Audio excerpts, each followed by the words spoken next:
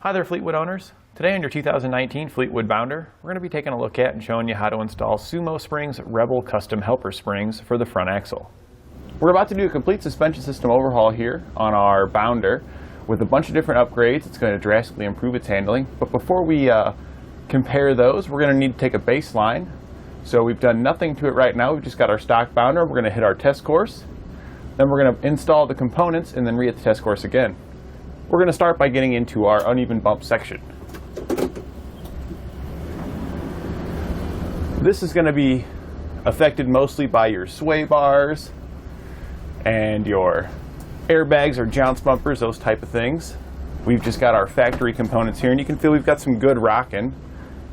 Sumo springs and sway bars definitely make a big difference in this area. All right, and now we're going to head into our just regular bump section. This is more just your forward and back, up and down movement. Now your sway bars aren't going to affect this too much, but you will see some benefits from your Sumo springs and that forward and aft movement.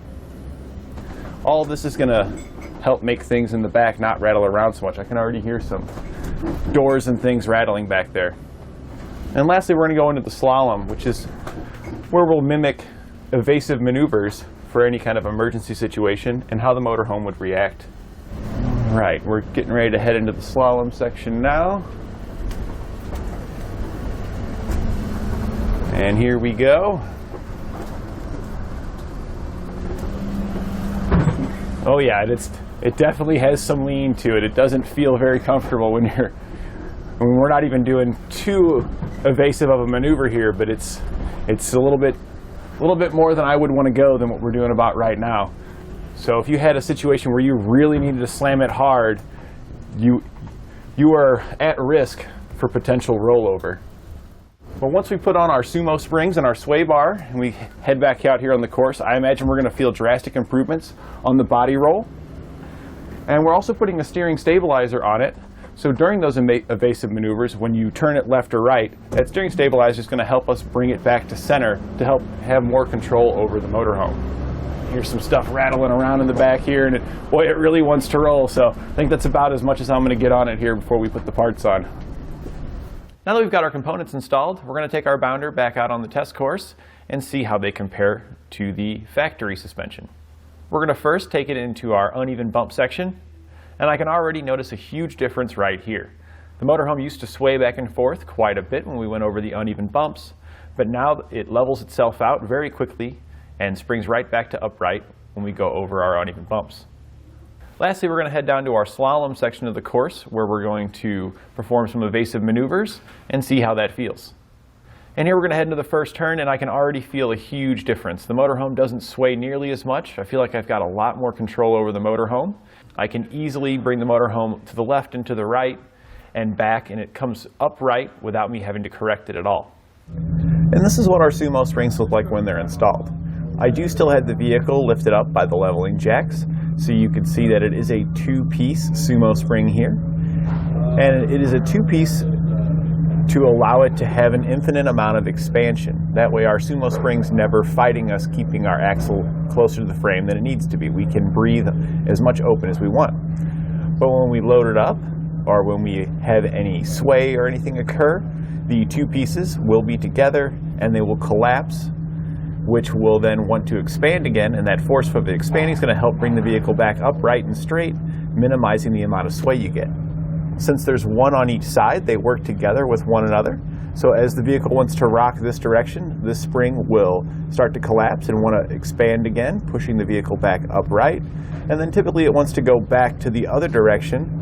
But we have a Sumo spring on that side as well, which is going to then dampen it and help keep it upright. All this extra dampening is going to minimize the oscillations you get back and forth on your sway and how far the vehicle's going to sway. This will make it more comfortable for you and your passengers, and it'll also make it easier for you to maintain control of the vehicle during heavy crosswinds or when a big semi flies by and it wants to make the vehicle push to the side from all that wind. This is going to help you definitely maintain control because it's going to help keep you from pushing too far in each direction. It's also going to help make the vehicle ride a little bit smoother just over regular bumps, as it will compress and help dampen any of that road shock that you get. And I do highly recommend that when you're installing front Sumo springs that you further increase the stability and comfort of your motorhome by using a set of rear Sumo springs. Those will also make a big difference, and the rear Sumo springs aren't a double set like this. They're fully a single piece, so that way they work in both directions to help minimize sway. As the vehicle rocks to the left, the one spring collapses while the other one expands, and it wants to pull itself back to its normal position, and so does the one over here that's being squished. Front and rear sway bars will also help assist your suspension and Sumo springs in minimizing the amount of sway. We're going to be putting those on this vehicle as well to give this vehicle the best driving experience possible. A steering stabilizer will also help increase your driving experience. It doesn't affect sway, but it does help you maintain control of the vehicle. If you hit any potholes or anything and the wheel wants to jerk, the stabilizer will help bring the wheel back straight for you. So not only does it make it more comfortable, but the Sumo springs will make it easier for you to maintain control of the vehicle because it's not going to be swaying as much as it was. And this is going to result in you having more energy when you reach your destination. So you can spend more time with your family enjoying the things that you like to do. The Sumo springs are constructed of a microcellular urethane that's going to be UV resistant, so you don't have to worry about it breaking down in the sun, and it's also resistant against oils and road grime, so as we're just driving our vehicle normally, we don't have to worry about anything splashing up, deteriorating our Sumo springs. It's a no-drill installation that includes all the brackets you'll need to get it installed. Let's go ahead and go over that installation together so you can have the confidence to do it at home. We'll begin our installation by lifting up the front of the vehicle so we increase the space between our front axle and the frame to make it easier to work and get our Sumo springs in place. You can use your leveling jacks to do so. You'll want to make sure that after you lift it up that you support it with jack stands because you don't want to trust just your hydraulic jacks holding it up. Now that we've got it lifted up, we're going to head underneath and begin the install. Now that we're underneath, we're going to remove our jounce bumper using a 13mm socket. You will need to use a 15mm wrench here on the driver's side to hold the nut when you're removing it. Over on your passenger side, the nut's welded to the frame because you can't access it, so you don't need to worry about holding it on that side. You'll want to save your bolt and nut. We're going to be reusing that. And now we'll take our upper bracket. We want to slide the shortest bolts that come in our kit down through the holes here. And the raised section here in the center has a hole in it. That's where we're going to be reinserting our factory nut and bolting it back down right to where our old jounce bumper used to be. You'll want to make sure that the ears here on the back are butted up against the back of the frame when it's fully tightened down. We can now take the upper Sumo spring, and you'll know you have the upper because it'll have the concave hole at the bottom, and it'll also have 4 bolt holes at the top. We're going to use the 2 bolt holes that are furthest apart and the bolts that we drop down through our upper bracket and thread those into those furthest holes that are spread apart there. We'll then tighten them down using a 15mm wrench. We'll now set our lower bracket in position. We want the angled edge with the square holes that are closer to the bottom of the bracket towards the back of the vehicle. And there's 2 slots located on the top. Our lower portion of the Sumo spring is going to connect to one of these slotted holes, so we just want to line it up and see which one lines up best with our upper Sumo spring section. And it looks like here it's going to be the hole that is towards the inside of the vehicle. So we can now take our bracket off. We'll slide the bolt through the slotted hole that's towards the inside. Then we're going to take our Sumo spring and use the single hole in it to thread it on. We don't want to thread it all the way tight because we do want to be able to slide it back and forth. We can now set our lower bracket that's pre-assembled into position over our leaf spring and U-bolts.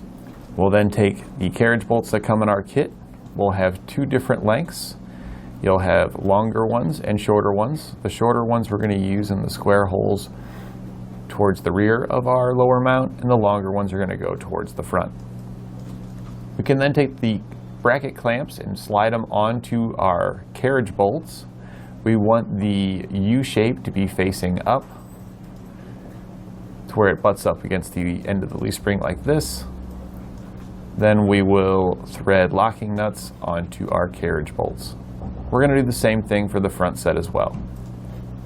We'll then tighten them down using a 9/16 socket.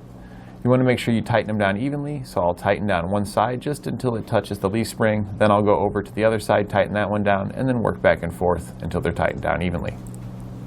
Once we got the back bracket tightened down, we'll move on and do the front.